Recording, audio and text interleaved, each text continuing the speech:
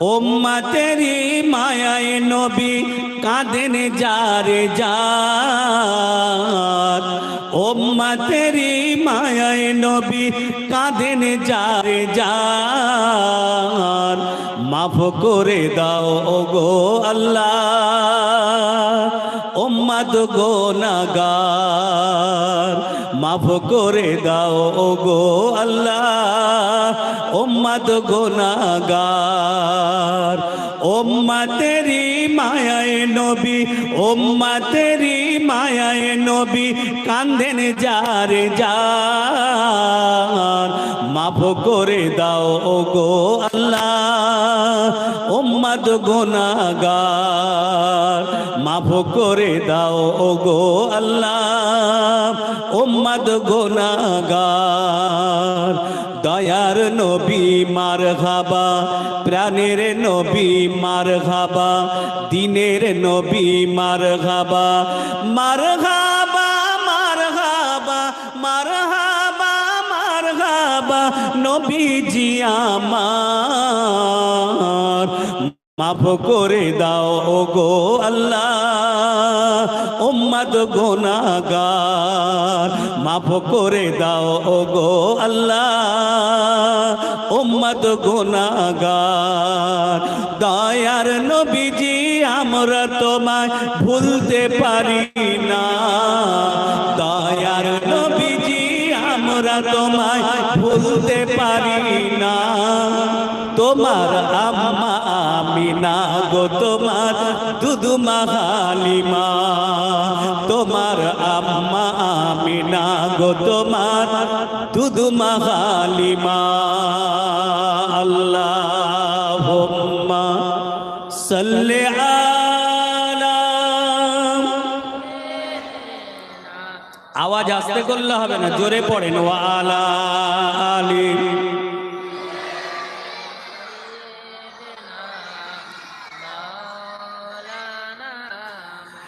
মা আমিনার কোলে যখন এলেন নবীজি, সিজদায় পড়িয়া কাঁদেন উম্মতি উম্মতি উম্মতি উম্মতি উম্মতি উম্মতি। জোরে বলবেন না, জোরে বলেন না সুবহানাল্লাহ। মা আমিনার কোলে যখন এলেন নবীজি, সিজদায় পড়িয়া কাঁদেন উম্মতি উম্মতি উম্মতি উম্মতি উম্মতি উম্মতি। বলেন ওগো রব্বানা মাহবুব আমার শোনো না, বলেন ওগো রব্বানা মাহবুব আমার শোনো না। গুনাহগার উম্মতের জামিন, গুনাহগার উম্মতের জামিন পাক সরোয়ার। মাফ করে দাও ওগো আল্লাহ উম্মত গুনাহগার, মাফ করে দাও ওগো আল্লাহ উম্মত গুনাহগার। দয়ার নবীজি আমরা তোমায় ভুলতে পারি না, দয়ার নবীজি আমরা তোমায় ভুলতে পারি না। তোমার আম্মা আমিনা গো তোমার দুধমা হালিমা, তোমার আম্মা আমিনা গো তোমার দুধমা হালিমা। আল্লাহুম্মা সাল্লি আলা,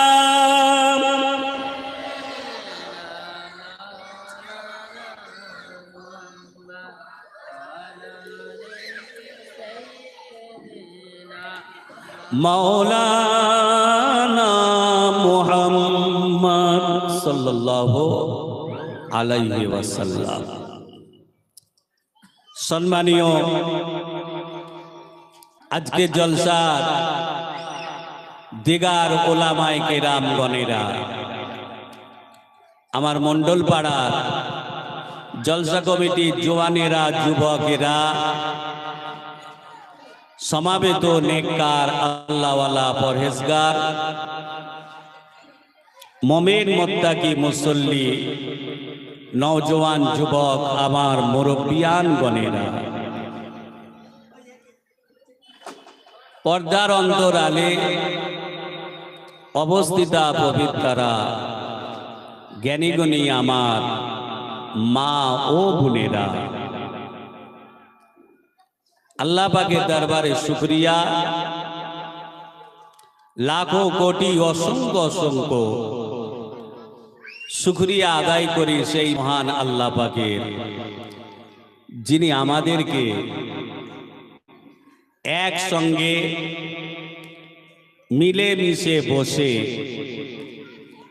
দিনের কথা, ইসলামের কথা, সারা শরিয়াতের কথা বলার এবং শোনার মতো তৌফিক দান করেছেন।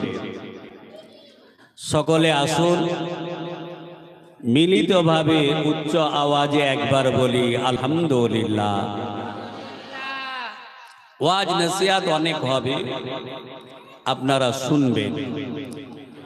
তবে আজকের যে সাবজেক্ট, প্রথমে একটু বলে রাখি, আজকের আলোচনাটা রাখবো মদ খাওয়া সম্পর্কে। কি গো,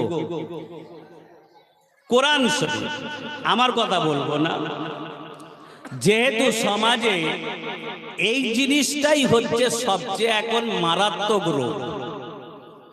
মদ যতক্ষণ না খাবে ততক্ষণ কেউ কাউকে ভালো মুখে মারতে পারবে? কি গো, পারবে? আর আমাদের দেশে গ্রামে কিন্তু এটাই বেশি চালু, কাউকে মারাবার দরকার হলে 200 খরচ করলেই হবে। আর যে মদ খায়, নেশা করে, সে ঝামেলা করে, আর লোকে কিন্তু তাকে সামাল দিয়ে দেয়, বলছে ও মদ খোর, তো বাদ দে, ওর 5 গুণ মাপ। কি গো, ওর কোনো অসুবিধা, ও তো মদ খেয়েছে। আল্লাহর নবী সাহাবী হযরতে ওমর হুজুর আমার নামাজ পড়তে গিয়ে আল্লাহ পাকের দরবারে কাঁদতে শুরু করলেন। ও রব্বুল আলামিন আল্লাহ, আমি হযরতে ওমর বুঝতে পারছি এলাকার ভিতরে মানুষেরা মদ শরাব পান করছে, তাদের আক্কেল চলে যায়, জ্ঞানটা তাদের হারিয়ে যায়। আল্লাহ পাক এই মদটাকে আপনি হারাম করে দেন। আল্লাহর নবী সাহাবী হযরতে ওমর নামাজ পড়ে আল্লাহ পাকের দরবারে ঝরঝর ঝরঝর করে কান্নাকাটি করে দোয়া যায়, আল্লাহ পাক এই মদ থেকে সমস্ত অশান্তি সূত্রপাত, আল্লাহ আপনি মদ খাওয়াটাকে হারাম করে দেন, মদ খাওয়াটাকে বাতিল ঘোষণা করে দেন। ওমর ফারুকের কান্না দেখে আমার আল্লাহ পাক ওমরের দোয়াকে কবুল করে নিলেন। ও আল্লাহ বান্দারা, ও নওজোয়ানেরা, ও যুবকেরা, আজকে ভালো করে শুনে যান, আগামীতে চিন্তা ভাবনা করবে এই শরাব নামক জিনিসটা, মদ নামক জিনিসটা আপনারা খাবেন কি খাবেন নাই। অনেক ছেলে আজও পর্যন্ত খায়, অনেক ছেলে আজকেও খেয়ে রয়েছে, অনেকে এসে উকি ঝুঁকি মেরে জলসা শুনছে, অথচ তারা শরাব পান করে আছে, অথচ তারা মদ খেয়ে আছে। আমি ওই ভাইগুলোর পায়ে হাত রেখে বলি, ভাই ভালো করে শুনুন, আজকে যে মদটা খাচ্ছেন এই মদটা রাসূলুল্লাহর জামানায় আল্লাহর নবী সাহাবীরা তারাও খেয়েছে, কিন্তু তারা মদ খাওয়াটাকে তওবা করে দিয়েছেন। তাই তাদের নামগুলো মদিনার মসজিদে নববী শরীফ থেকে শুরু করে মসজিদে মসজিদে জুম্মার দিনে ইমাম সাহেব গনেরা, মৌলানা সাহেব গনেরা, ওই মদখোর রাসূলুল্লাহ সাহাবীদের নাম নিয়ে তারা জুম্মার দিনে বক্তব্য রাখেন। জোরে বলুন সুবহানাল্লাহ। যাক, কোরআন পাকের আয়াত অবতীর্ণ হলো। জিবরাইল আলাইহিস সালাম কোরআন পাকের আয়াত নিয়ে আমার নবীর কাছে উপস্থিত। প্রথম 1 নম্বর আয়াত, ভালো করে শুনুন। আল্লাহ পাক জানিয়ে দিলেন, ও জিবরাইল তাড়াতাড়ি চলে যান, আমার নবীকে গিয়ে এখনই কোরআন পাকের আয়াতটা দিয়ে দেন। আয়াতটা অবতীর্ণ হয়ে গেল। ইয়াসআলুনাকা আনিল খামরি ওয়াল মাইসার কুল ফীহিমা ইসমুন কাবীরু ওয়া মানাফিউ লিন্নাস। ও ভাইরা, আল্লাহ পাক কোরআন পাকের ভিতরে প্রথমে যে মদের জন্য আয়াতটা অবতীর্ণ করলেন, ওই মদের আয়াতটাকে শুনে রাখুন।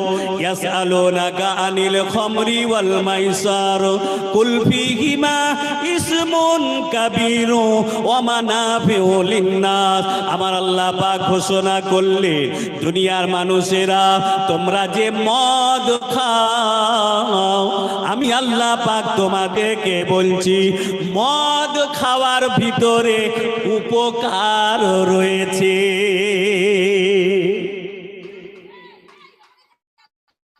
এই কে বলছেন? আল্লাহ বলছেন, তোমরা যে মদ খাও, মদ খাওয়ার ভিতরে উপকার আছে।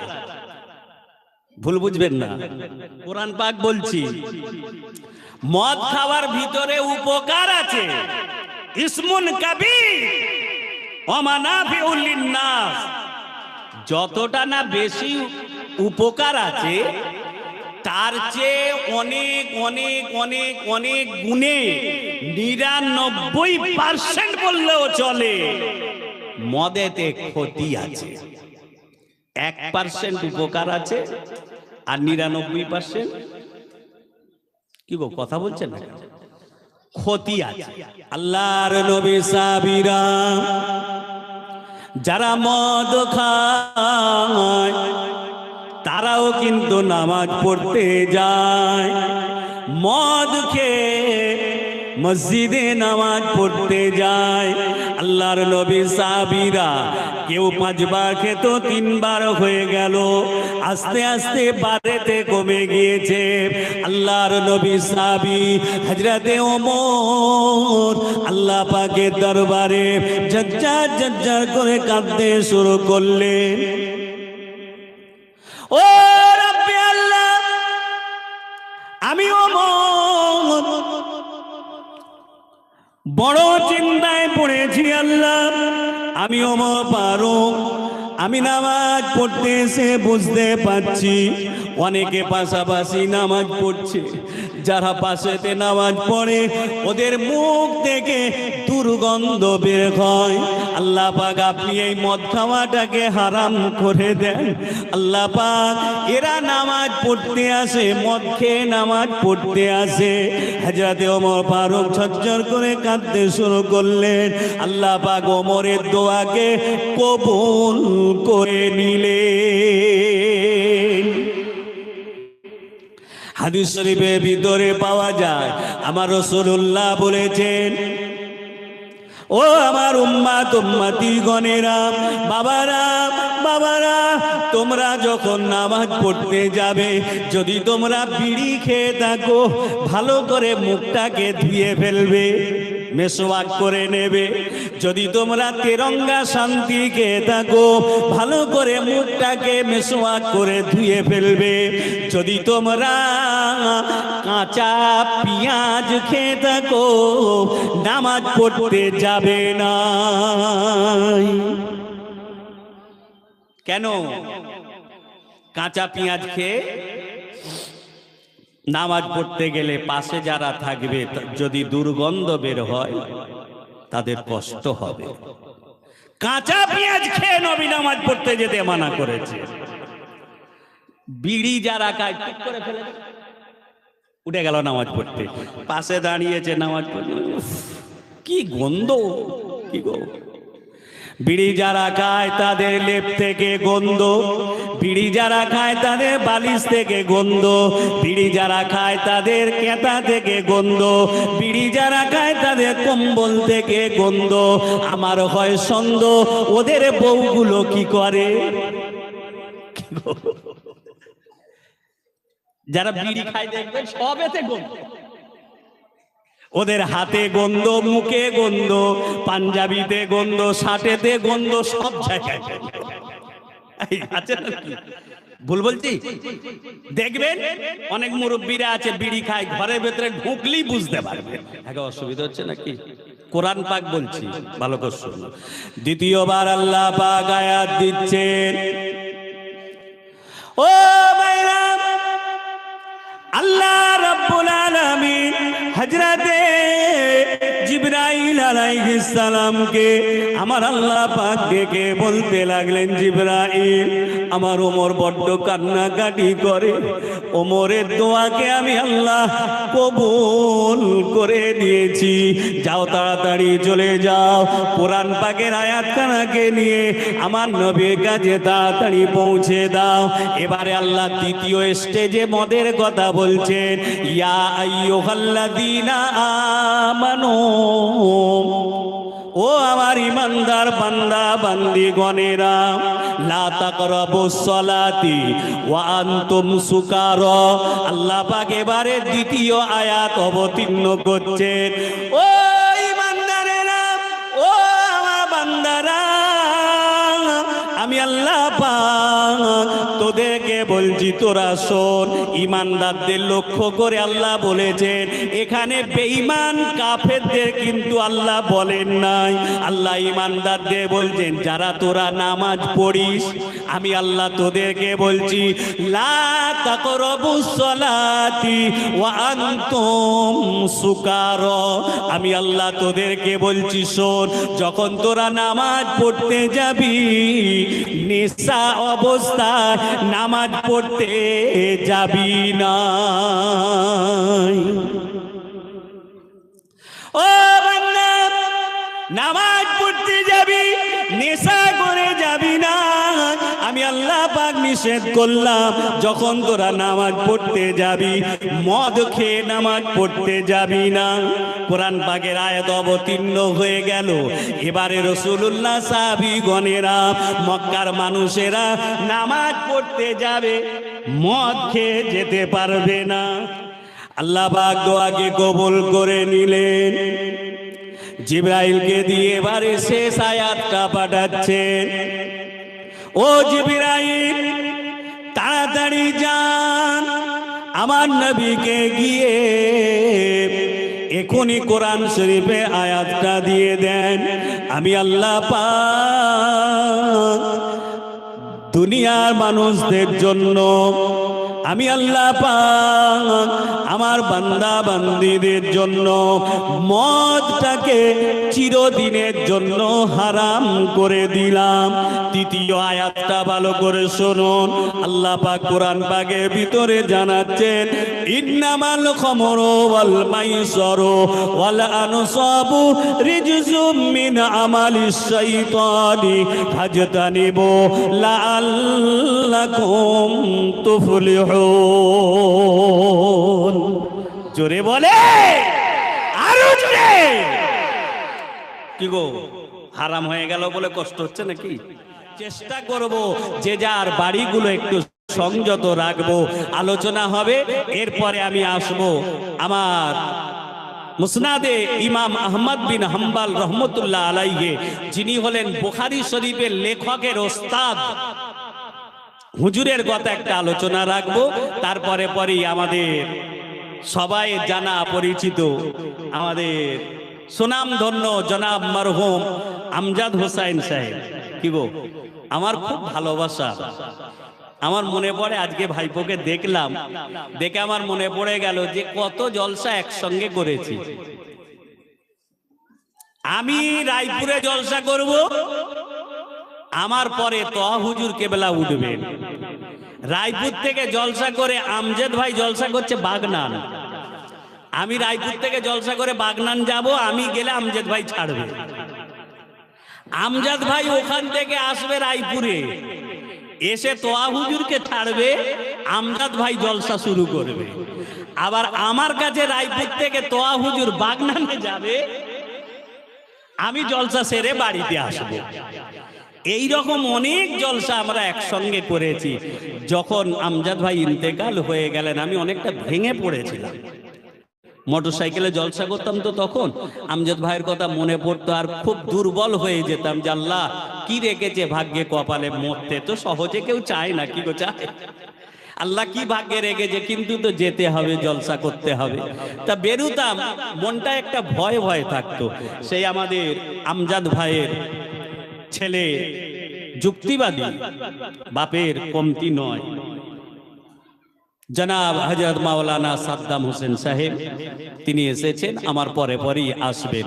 আমি যাচ্ছি, মজলিসটা একদম ফাঁকা ছিল, যাক সৌন্দর্য একটু হয়েছে, একটু সবাইকে নিয়ে দরুদ শরীফ পড়বো। কি গো পড়বেন? এই পড়বেন? কি বলছেন? সবাই বলছেন তো? সুযোগ তো হয় না, ভালো জায়গায় এসেছি, সুযোগ পেয়েছি যখন একটু পড়ি না। আর আমি হয়তো মনে করবেন ভুলে গিয়ে পড়াচ্ছি, কি গো? অনেকে বলে মৌলী সাহেব ভুলে গেছে, ওই জন্য বলে আল্লাহুম্মা সাল্লি আলা, তোমরা একটু পড়ো, আমি মনে করলি। কি গো? আমি বলে এসেছি মুসনাদে ইমাম আহমদ বিন হাম্বল রহমতুল্লাহ আলাইহি, বুখারী শরীফের হাদিসের যিনি লেখকের গুরু, ওনার কথা একটা বলবো। হাদিস শরীফ মানে উনি যে লিখেছেন মুসনাদে ইমাম আহমদ, এবং ওনার ছাত্র হলেন বুখারী শরীফের হাদিসের লেখক হযরত ইসমাইল বুখারী রহমতুল্লাহ আলাই। উনি হচ্ছেন ইমাম আহমদ বিন হাম্বল হুজুরের ছাত্র। সেই হুজুরের একটা কথা আলোচনা রাখবো, তার আগে চাইছি প্রত্যেকে আওয়াজ দিয়ে আমার সাথে সাথে একটু দরুদ শরীফ আল্লাহুম্মা সাল্লি আলা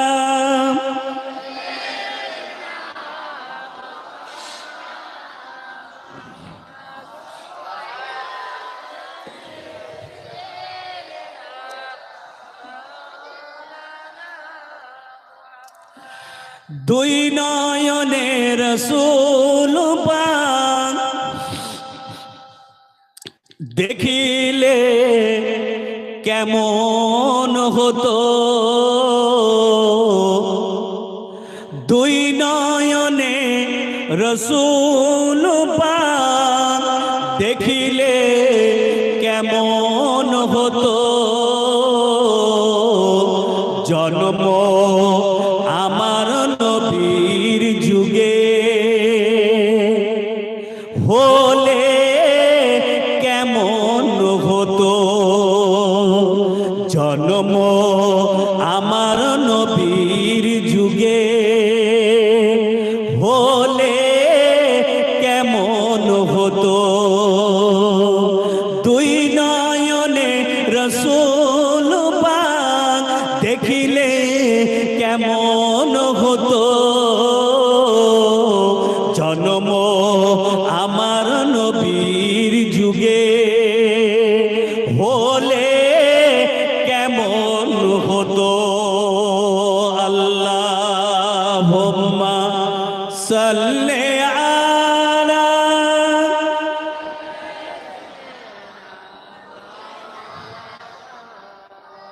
ওয়ালা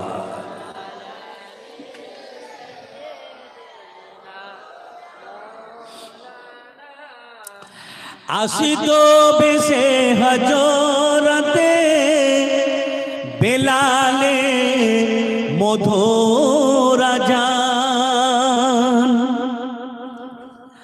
আসিত বেশে হজরতে বেলালে মধুর আযান, যে আযানে ছিল এমন প্রেম মুগ্ধ রহমান,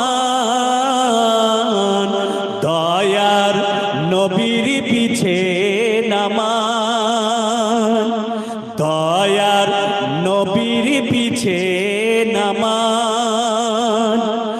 পড়লে কেমন হতো, দয়ার নবীর পিছে নামাজ পড়লে কেমন হতো, দুই নয়নে রসূল পাক দেখিলে কেমন হতো, জন্ম আমার নবীর যুগে হলে কেমন হতো। আল্লাহুম্মা সাল্লি আলা, আরো জোরে মাওলানা মুহাম্মদ।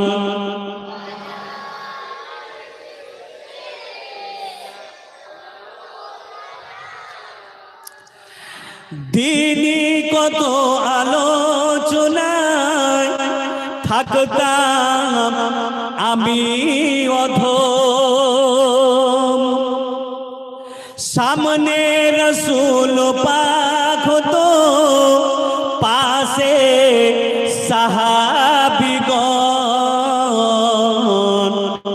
আবু বকর ওমর উসমান আলী, আবু বকর ওমর উসমান আলী, সঙ্গী কেমন হতো,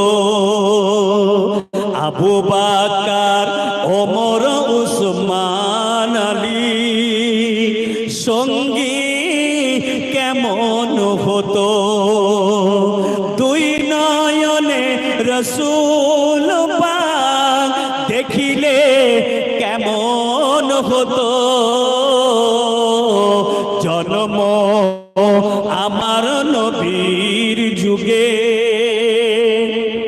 হলে কেমন হতো। আল্লাহুম্মা সাল্লি আলা,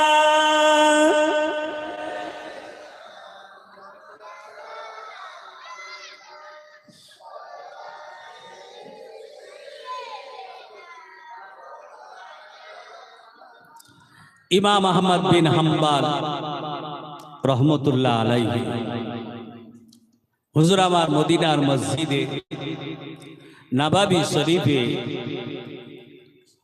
রওনা দিয়েছে। গভীর রাত, ঠান্ডার সময় হুজুর আমার টুকটুক করে মসজিদে নববী শরীফের ভিতরে ঢুকেছে। তখন তো ইলেকট্রিক ছিল না, কারেন্ট ছিল না, টিমটিমে আলো বাতি জ্বালাবার যেমন সুযোগ ছিল তেমন জ্বালিয়েছে।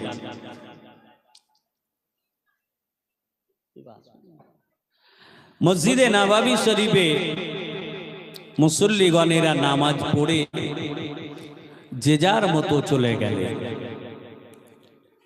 মদিনার মসজিদের নববীর দরওয়ান, অনেকটা রাত হয়ে গেছে, মসজিদের নববীর ভিতরে প্রবেশ করলেন। ওনার কাজ হলো মসজিদে নববীর ভিতরে ভালো করে দেখে শুনে মসজিদে নববীর দরজায় তালা দেওয়া, তালা দিয়ে মসজিদকে বন্ধ করে দেওয়া। মদিনার মসজিদে নববী শরীফের দারোয়ান ভিতরে ঢুকে লক্ষ্য পড়ল একজন বয়োজ্যেষ্ঠ মানুষ, বৃদ্ধ মানুষ মসজিদে নববীর এক কোণেতে একটা টিমটিমে বাতি জেলে কিতাব নিয়ে তিনি মুতালা করছেন। মসজিদে নববীর দরওয়ান চলে গেলেন, গিয়ে ইমাম আহমদ বিন হাম্বল রহমতুল্লাহ আলাইহি হুজুরকে কিন্তু চিনত না, জানত না। যে এত বড় পণ্ডিত, এত বড় আলেম, মসজিদে নববীর দরওয়ান চিনত না। দরওয়ান বলছেন, এই মুরব্বী বাইরে চলো, আমি মসজিদে নববীতে তালা দেব, বন্ধ করব। ওই সময়তে ইমাম আহমদ বিন হাম্বল হুজুর আমার দারোয়ানকে লক্ষ্য করে বলতে লাগলেন, ও বাবা দারোয়ান, বাবা রে বাবা, আমি বৃদ্ধ মানুষ, বুড়ো মানুষ, এই ঠান্ডার সময় আমি কোথায় যাব বাবা, আমাকে কোথায় বের করে দিচ্ছ? মদিনার দারোয়ান বলেছিলেন, বাবা আপনাকে মদিনার মসজিদে নববী শরীফ থেকে বেরিয়ে যেতে হবে। আমার ডিউটি কাজ হলো মদিনার মসজিদে নববী শরীফে তালা বন্ধ করা। আপনি একটু বাইরে চলে যান। ইমাম আহমদ বিন হাম্বল বলেছিলেন, বাবারে আমাকে রাতটুকু মসজিদে থাকতে দাও।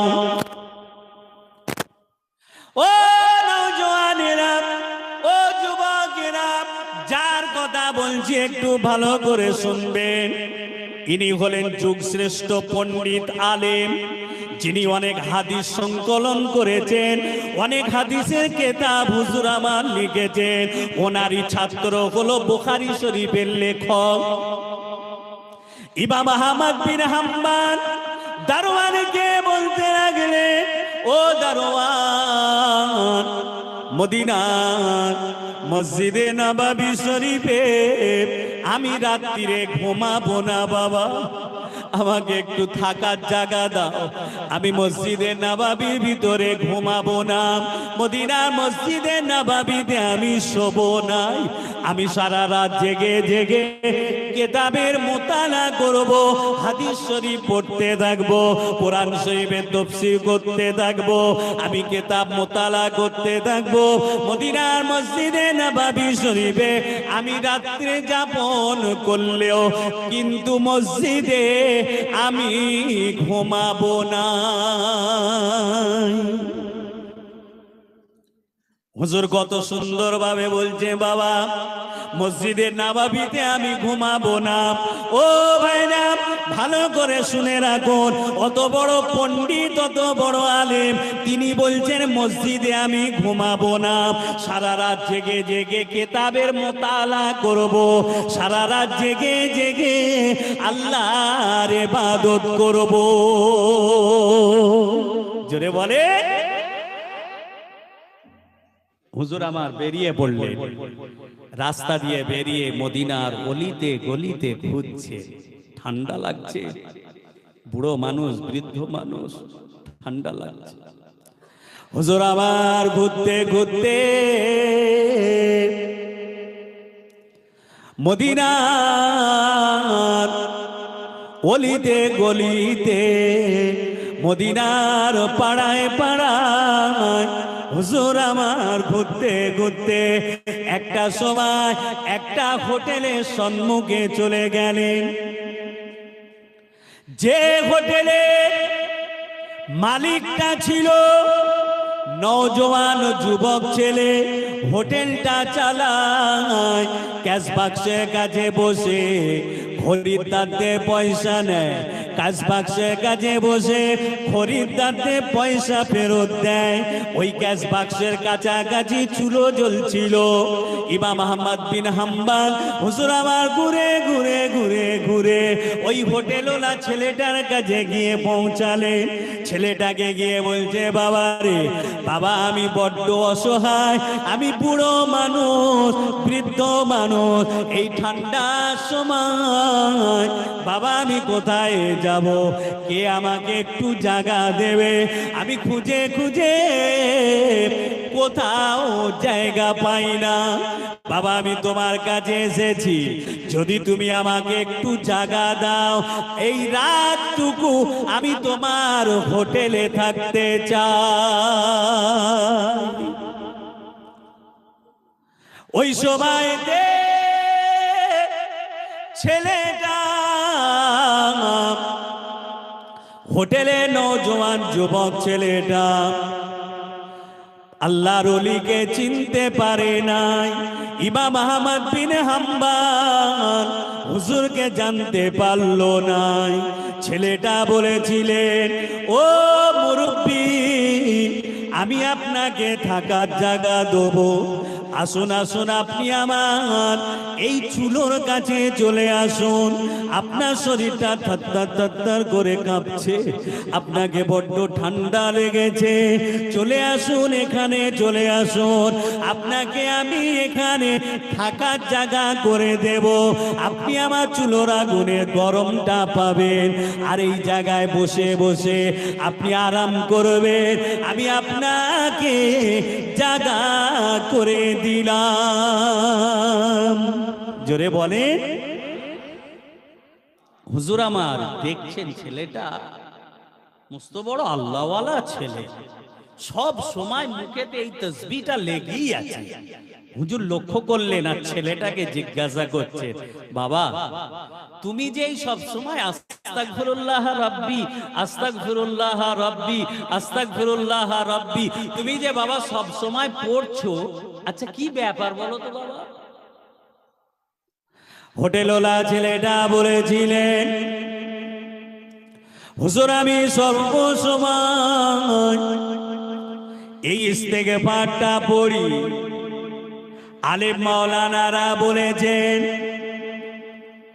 তানাদে কথা মতো আমি সবসময় ইস্তেগফারটা মুখে জবানে পড়তে থাকি।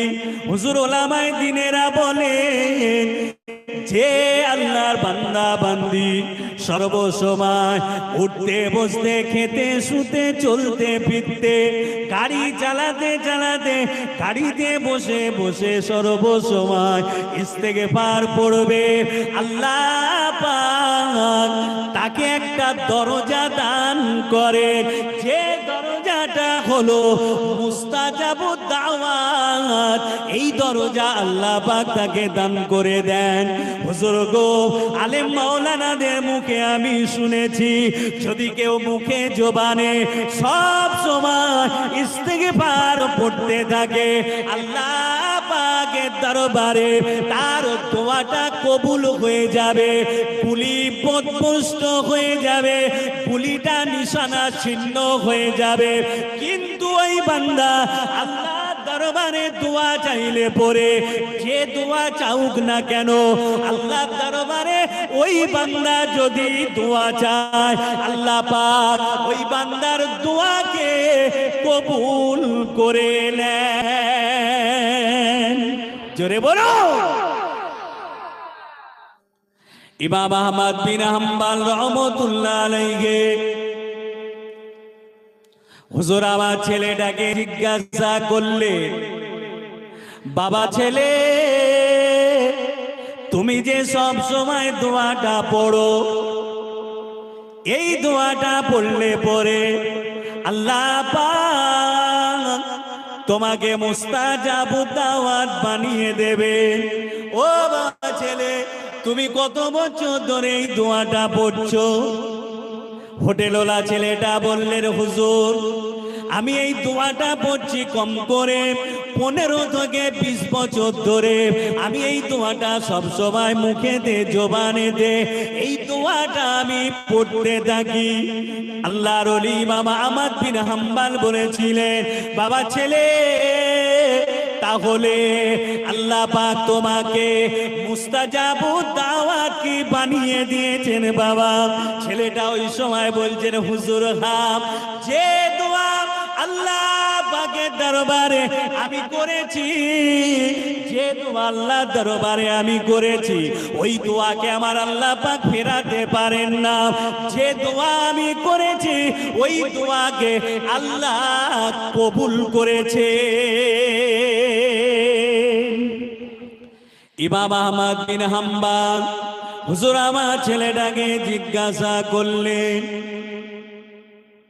বাবা ছেলে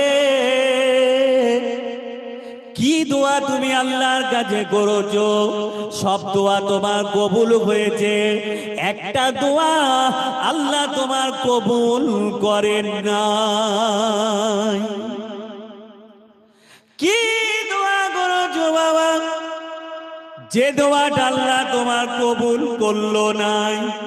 হোটেলওয়ালা ছেলেটা বলছেন, হুজুর আমি আল্লাহর দরবারে দোয়া করেছি, এই যুগে শ্রেষ্ঠ আলেম, এই যুগের পণ্ডিত আলেম, এই যুগের শ্রেষ্ঠ ইমাম, ইমাম আহমদ বিন হাম্বল হুজুরের সঙ্গে আমি একবার দিদার করব।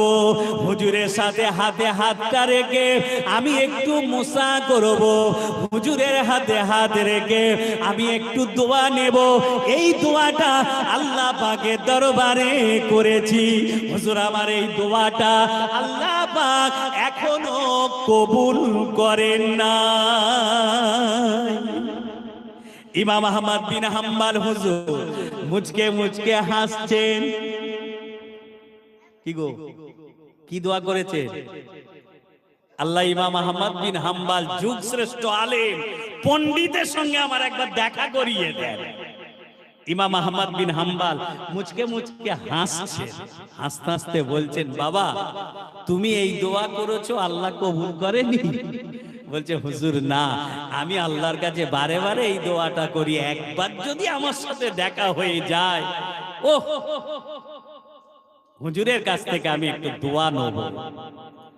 ইমাম আহমদ বিন হাম্বল বলছে, বাবা আল্লাহ পাক তোমাকে মুস্তাজাব দাওয়াত বানিয়ে দিয়েছেন।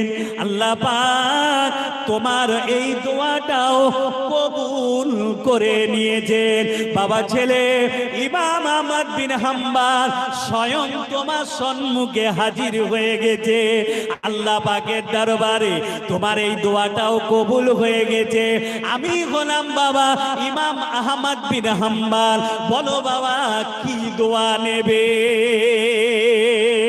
জোরে বলে, আরো জোরে বলো বাবা কি দোয়া চাই?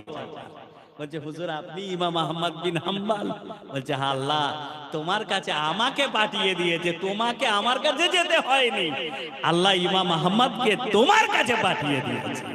আল্লাহু আকবার। তাহলে সর্বসময় মুখেতে জবানে কি রাখতে হবে? নোংরামি ছাড়তে হবে। জবান পাক না না পাক? এই জবান কি পাক না না পাক? পাক। কান পাক না না পাক? পাক। চোখ পাক। শরীর যখন না পাক হয়। তো যাই হোক, বাবাজি আমার এসেছেন, যথেষ্ট আমার ভালোবাসা।